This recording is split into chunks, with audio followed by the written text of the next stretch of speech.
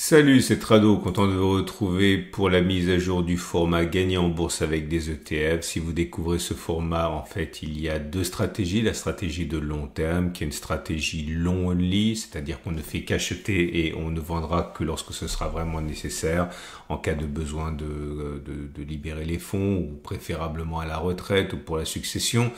Il s'agit, je le répète, d'un format long only avec la stratégie cœur de portefeuille et satellite, c'est-à-dire que vous allez avoir des ETF, préférablement un qui va occuper l'essentiel de votre portefeuille de long terme et qui va être complété par des ETF de conviction. On va donc commencer par ce format pour le long terme et en l'occurrence le format avec les cœurs de portefeuille. Et comme d'habitude, cet ETF montre 23 pays développés. On n'est pas en zone d'accumulation rationnelle. La zone d'accumulation rationnelle, ce sera un retour sur 570, 557. Idem pour l'ETF montre 23 pays développés, 24 émergents. On n'est pas en zone d'accumulation rationnelle. La zone d'accumulation rationnelle, ce sera un retour sur les 86, 84 euros. Le SP500, beaucoup mettent le SP500 en cœur de portefeuille à cause de son dynamisme historique. La zone d'accumulation rationnelle pour cet indice, c'est 59,30, 57,70. Il y a un accès de faiblesse sur la semaine qui vient de s'écouler. Peut-être qu'on aura l'opportunité de venir la tester comme on l'a déjà fait le 3 février. Je répète, zone d'accumulation rationnelle 59,30, 57,70. Le Nasdaq, c'est pas impossible de mettre en cœur de portefeuille, beaucoup le font. La zone d'accumulation rationnelle pour cet ETF, cet indice, pardon, mais il y a plein d'ETF qui répliquent le SP500 et le Nasdaq, il y en a des dizaines. Ce sera un retour sur les 18 560, 17 370. On passe à l'Europe avec l'Eurostock 600 en cœur de portefeuille, pourquoi pas.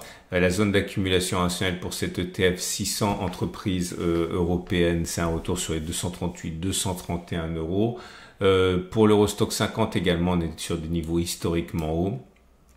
La zone d'accumulation rationnelle, c'est 178, 173 euros si on y va.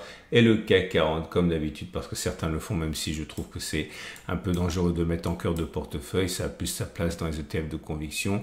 On n'est pas en zone d'accumulation rationnelle non plus. C'est 72,00, 67,60. Donc on fait le bilan. Déjà, là, vous voyez, aucun ETF de cœur de portefeuille n'est en zone d'accumulation rationnelle. Je vous rappelle également, si vous êtes des habitués du format, qu'on peut envisager, c'est ce que je pense qu'il faut considérer depuis des mois et des mois, d'avoir une poche DCA, une poche zone d'accumulation rationnelle. C'est qu'à intervalles réguliers, vous investissez dans le cadre de la DCA tous les premiers du mois ou tous les 15 du mois, qu'importe. Ça peut être 50, 60, 70, 80% ou même plus de votre poche. Et puis conserver une partie, ça peut être 10, 20, 50% pour renforcer lorsqu'on est en zone d'accumulation rationnelle, pour tenter de faire les soldes et battre du coup le marché. Je vous rappelle que la DCA, son objectif, c'est d'accompagner le mouvement et la performance historique d'un ETF ou d'un indice. Si on veut le battre, il n'y a pas d'autre choix que d'acheter pendant les soldes, et c'est pour ça que les achats en zone d'accumulation rationnelle peuvent s'imposer. D'ailleurs, vous remarquerez que on n'a pas eu de retour en zone d'accumulation rationnelle depuis plusieurs semaines, ce qui justifie encore une fois d'avoir une partie d'investissement automatique dans le cadre d'une DCA sur des ETF bien choisis. Je rappelle également, avant d'aller plus loin, que tous les ETF que je mentionne et tout ce que je vais mentionner encore maintenant font l'objet d'une notice technique. C'est très important parce que sinon vous savez pas dans quoi vous investissez. Si vous savez pas où les trouver, je les ai tous regroupés sur mon site. Donc vous allez sur mon site Tradosor, il y a un lien en dessous de la vidéo. Vous cliquez là et vous allez avoir apparaître les dizaines et les dizaines d'ETF dont je vais parler. Il y a un code couleur rose pour les phases qu'on verra dans le format de moyen terme, bleu pour le format zone d'accumulation rationnelle. Et par exemple, ici, si vous cliquez là, vous allez arriver directement sur la notice technique. C'est très important parce que si vous ne le faites pas, vous investissez un petit peu au hasard. On va passer maintenant au format, on va rester dans le format de long terme, mais on passe on passe aux ETF de conviction. Et là, vous allez voir, il y a vraiment de moins en moins de choix. Il y a encore 2 ou 3 ETF qui ont quitté la sélection cette semaine parce qu'ils étaient trop loin. Ils sont sortis de la zone d'accumulation rationnelle. Voilà ce que je peux vous proposer. Premier ETF en zone d'accumulation rationnelle, c'est l'Amundi Immobilier. Il est plus en zone d'accumulation rationnelle exactement, on en est sorti puisque c'était 313 286, mais on s'en rapproche, ça pourrait vous intéresser. ETF immobilier Europe. Le water, donc très connu, c'est la maudite spécialisée dans tout le secteur de l'eau. On revient en zone d'accumulation rationnelle avec cet ETF qui a 31,30 €. Si vous êtes intéressé par l'alimentation et les boissons, là aussi, on n'est pas très loin de la zone d'accumulation rationnelle des 88-85 €. Les nouvelles énergies, on parle d'un ETF Amundi ici qui est en zone d'accumulation rationnelle actuellement à 24,5 €. L'Indonésie qui a du mal à décoller, qui est bon, c'est très niche, je ne sais pas si vous voulez vraiment avoir ça en ETF de conviction, mais si c'est le cas, vous avez une ETF en zone de conviction, un ETF en zone d'accumulation actuellement à 124-118 €. L'Amérique latine qui se redresse bien depuis un mois. On est même sorti de la zone d'accumulation rationnelle qui était 25-17,6, mais on n'est pas très très loin pour cet actuel éligible au PEA d'ailleurs. Le nucléaire qui connaît un coup de froid là, on est en train de traverser, de descendre en dessous de la zone d'accumulation rationnelle. La prochaine zone, si on y va, j'ai bien dit, c'est une possibilité, elle serait ici, mais il n'est pas du tout évident qu'on y aille. Pour l'instant, on est dans les soldes pour cette zone d'accumulation rationnelle comprise entre 33 et 30 € pour le nucléaire. Le Vietnam également, un autre ETF asiatique plutôt mal en point, mais qui est en zone d'accumulation rationnelle. Si vous pensez qu'à un moment ou à un autre, le Vietnam va se réveiller. Zone d'accumulation actuellement 21,624 €. Et ça y est, on a fait le tour. C'est tout ce qu'il y a pour les zones d'accumulation rationnelle. On a encore perdu 2 ou 3 zones ETF en zone d'accumulation rationnelle. On va passer maintenant à la deuxième stratégie, qui est une stratégie, comme vous le savez, de moyen terme. Là, par contre, c'est beaucoup plus spéculatif. L'objectif, c'est d'utiliser la méthode par phase. Vous avez besoin de la moyenne mobile à 30 semaines. Je vous rappelle que si vous n'avez pas de plateforme digne de ce nom, vous pouvez télécharger la même que moi, c'est gratuit. Vous avez un lien en dessous de la vidéo, ça s'appelle PRT. Vous pourrez faire apparaître ainsi la moyenne mobile à 30 semaines. Et on va voir ça. Je vous rappelle également, et c'est très important, que si vous voulez accéder à tous les ETF dont je parle, vous pouvez passer pour mon partenaire Trade Republic. J'adore Trade Republic parce que c'est pas cher, parce que c'est une collection absolument incroyable des meilleurs ETF disponibles. C'est une banque, elle est régulée par la BaFin. La BaFin, c'est l'équivalent du français de l'AMF, donc c'est en Europe, c'est régulé, je l'ai dit. Vous avez du cashback, donc quand vous dépensez de l'argent, on vous en retourne. Vous avez une rémunération à 2,75% de vos espèces en attendant qu'on soit en zone d'accumulation rationnelle. Vous avez le PEA, bref, des frais très minimaux, avec 1 € voire 0 € dans le cadre des versements programmés. N'hésitez pas à regarder ce que cela peut vous apporter, des millions d'utilisateurs, 100 milliards d'euros d'actifs. Bref, c'est vraiment du très solide. On va donc passer aux ETF qui sont, je le répète, en phase 2, l'idée c'est de récupérer le plus tôt possible les ETF en phase 2. Ne surtout pas insister lorsqu'on est en phase 4, il faut sortir immédiatement selon la théorie des phases. Et puis déjà beaucoup sortent dès la phase 3. Donc le premier ETF, là aussi on en a perdu beaucoup parce qu'on s'est trop éloigné on s'est trop enfoncé en phase 2. Vous avez la Chine, je vais arrêter d'en parler aussi bientôt, je pense, puisque là depuis le passage en phase 2, ça fait 8 semaines à peu près qu'on n'est pas revenu sur la zone ici, donc on est résolument en phase 2. On a rebondi depuis la phase 2 de 25%, 26%, c'est vraiment la limite pour en parler encore, mais on n'a pas beaucoup le choix. Cet ETF est en phase 2. J'en parle parce que si on retourne sur les plus hauts de 2021, ça vous laisse quand même un potentiel, si on y va bien sûr, de 40%. Bon, ça peut être intéressant. Vous avez un tutoriel pour savoir comment acheter, mettre le stop de protection, réguler les entrées et les sorties. C'est un tutoriel que vous le trouverez par transparence à la fin de cette vidéo, comme pour la méthode de long terme de début de la vidéo. L'agriculture aussi, c'est une phase 2 haussière, donc naissante, ça pourrait vous intéresser si vous êtes intéressé par ces ETF spécialisés dans l'agriculture. Alors lui, il n'est pas du tout en en début de phase 2, il est plutôt, on va dire, en milieu de phase 2, mais voilà, c'est crypto et blockchain. Si le potentiel n'est pas entamé, si on peut espérer que ça continue de monter jusqu'au niveau précédent, on aurait éventuellement encore 114% à prendre, hein. C'est pour ça que j'en parle, même si c'est une phase 2 qui est quand même bien engagée, hein, depuis le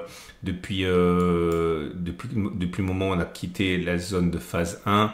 On a déjà pris 65%, donc c'est pas une phase de récente, mais ça peut vous intéresser encore. On est au-dessus de la moyenne mobile à 30 semaines qui monte. Les terres rares, un ETF Vanek. Alors lui, il est pas du tout en phase 2, mais je pense qu'il faut le garder sous le coude et le regarder évoluer. S'il passe en phase 2, faut être prêt. Pour l'instant, il est en phase 1. Faut pas acheter en phase 1 normalement. C'est institutionnel qui achète en phase 1. Le Russell, alors lui, vraiment, j'en parle parce que beaucoup disent qu'il y a un potentiel important, mais on a déjà bien progressé, hein, par rapport au début de phase 2. Mais pour ces petites capitalisations américaines, un Amundi qui est concentré sur... Pourquoi est-ce que j'en parle? Ah non, pardon, j'aurais pas dû en parler de celui-là. On m'a demandé qu'est-ce que c'est justement un ETF qui est relativement neuf en phase 2. Ben voilà, c'est un ETF qui est pas comme ça. Ça, c'est un ETF qui est vraiment bien... peut-être même trop en phase 2 pour entrer, ça devient dangereux. Vous voyez, depuis le passage en phase 2, on a déjà pris 51%. Donc voilà, ça c'est ce que j'appelle justement un ETF qui est trop mûr pour faire l'objet d'un achat dans le cadre des phases. On peut rentrer, hein, mais voilà, c'est une phase 2 qui est bien mature déjà, hein. L'immobilier européen éligible au PEA, celui-là, il pourrait vous intéresser parce que il me semble que c'est encore valable pour, à la limite, pour une phase 2, hein. C'est-à-dire qu'on est rentré en phase 2, on a subi une correction, mais peut-être que ce sont les prémices, hein, d'un dernier retour dans la zone de phase 1 avant de repartir. Il faut surveiller de près. Peut-être que c'est une phase 2 qui est un peu capricieuse. Les obligations indexées sur l'inflation, les obligations européennes, on est en phase 2 molle, mais on est en phase 2. Vous avez les forêts, toujours en phase 2 également, c'est très mou, mais voilà, de toute façon, faute de grive, on mange des merles. Je vous propose ce que j'ai, hein. Vous avez vu, la plupart des ETF sont vraiment très avancés en phase 2. Celui-là, c'est mou, hein, par contre, hein, les forêts, hein. L'Amundi PEA, alors lui, par contre, j'ai hésité à en parler, mais... Voilà, c'est des émergents, donc il y a toujours du potentiel un peu foufou, si vous me passez l'expression. On est bien en phase 2 déjà, hein. Cette semaine, on a inscrit un plus haut de plusieurs années. Donc, depuis qu'on est... regardez là, vous voyez, c'est ce dont je parlais tout à l'heure. On est sorti, puis on est re-rentré, puis on est reparti. Peut-être qu'on a ça sur le TF que j'ai mentionné tout à l'heure, hein. Donc là, depuis qu'on a fait cette dernier contact avec la zone grise, on a pris déjà 17%. Mais voilà, on est en phase 2. Pareil pour cet ETF PEA économie asiatique. On a bien, la Chine est en forte progression en ce moment, hein. Donc ça tire vers le haut les ETF émergents. L'or, j'aime bien celui-là parce qu'il est sur les mines juniors. Malheureusement, depuis on est passé en phase 2, on a déjà progressé pas mal, hein, puisque la dernière fois, c'était ici, on a déjà pris 40%. Ça dépend après, hein, du potentiel que vous envisagez pour l'or. Et on a encore la même chose, mais pour des mines seniors bien établies. On est en phase 2, mais ça me semble quand même relativement jeune en phase 2, hein, cette iShares. Et j'aime bien celui-là, j'en parle tout le temps parce qu'il est vraiment original. Je promets absolument pas que vous allez gagner de l'argent en investissant dessus, mais je vous promets que vous allez être intéressé par sa composition. C'est toutes les matières premières, donc que ce soit le pétrole, de l'or, du bétail, du maïs, ce que vous voulez. Là, on est vraiment en phase précoce, hein. Ça pourrait vous intéresser, c'est iShares. Et ça y est, c'est terminé. Donc voilà, je suis navré, j'ai de moins en moins à vous proposer.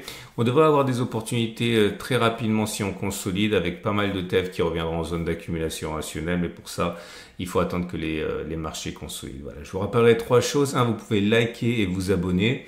Ça m'aide pour ma visibilité, puis surtout, vous êtes sûr de ne pas louper les mises à jour. 2, vous pouvez regarder et consulter tous les prospectus techniques, c'est super important. Vous avez un lien en dessous de la vidéo pour y aller directement. Vous avez un code couleur, ensuite gris, bleu et rose pour les zones d'accumulation rationnelle et pour les phases 2.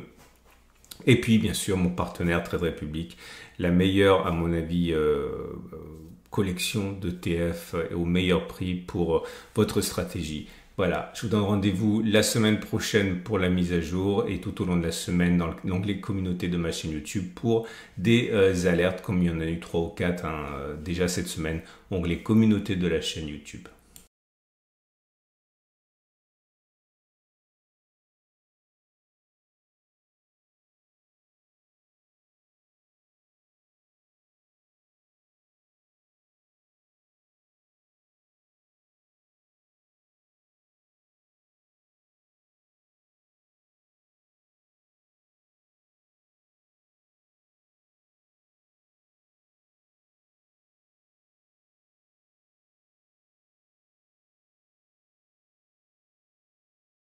D'intérêt sur vos espèces en attendant les zones d'accumulation rationnelle, le PEA maintenant. Donc n'hésitez pas à regarder